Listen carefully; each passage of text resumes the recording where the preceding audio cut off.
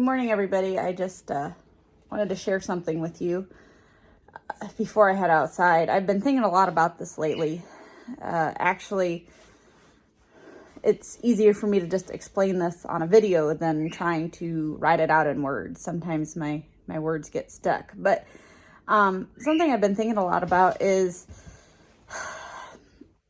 when somebody has a problem with a horse, a lot of times it's just a symptom of a core issue. And so I like to think about adding the word really to the end of the question. Like, okay, this problem, what is the problem that this horse doesn't want to stand at the mounting block? Really? And when we start adding the word really to the end of a sentence like that, or the end of a question, we start looking deeper at the problem, deeper in the issue. And it can even be something for our personal lives too, but we'll talk about the horse here. So when we add the word really, so what is the problem really? For instance, with the mounting, we could say that he is having an emotional issue. He's afraid.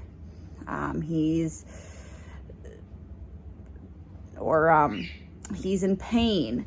So, a lot of times when horses don't want to stand at the mounting block, we're like, oh, well, he doesn't want to ride today. He's having a bad attitude. We start labeling. And instead of labeling, let's add the word really to the end there. So then we can start identifying the core problem, the core issue, the real problem.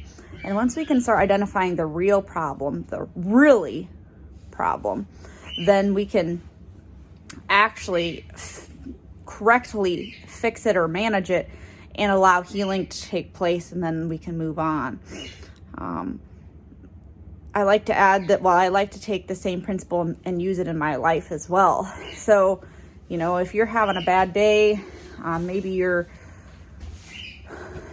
angry or frustrated or something, or just it's been a pattern for a while, maybe you need to ask yourself, what is the problem really? Why am I feeling this way really? And take a really deep look at yourself. Try to identify the core reason you're feeling that way. Because once you can identify that core reason in your life, then you can start to move on. You can start to heal. You can kind of put it past you. And it will actually make your life a lot easier. You can actually almost like unload a burden in a way. Because then when you identify that true core emotion that's causing that, or maybe the action or something, then we can move on. It's when we don't move on, and horses deal with the same way. There's a lot of similarities there with horses and people. When we don't move on and we kind of store those problems and those core issues deep inside, and we see all these symptoms, somebody's grumpy or not very nice, or they're sad. Our horses, pins his ears, or he's spooky, or he's anxious. Excuse me. Those are all just symptoms of a core problem, a core issue. And if we don't take time to ask the question, what is the problem really? Then a lot of times we just kind of try to put a Band-Aid on it, or we label, my neighbor, he's just grumpy all the time. He's just angry.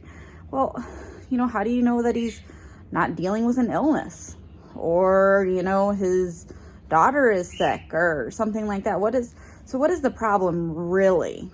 That's what you need to ask yourself. That's what you need to ask yourself about your horse too.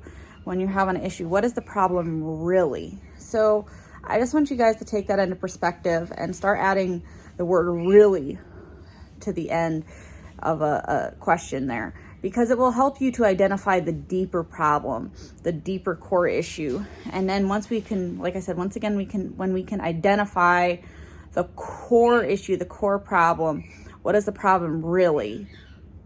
Then we can move on. Then we can heal. Then we can move to the next step. So just a little thought that I had this morning to share with you all. So thanks.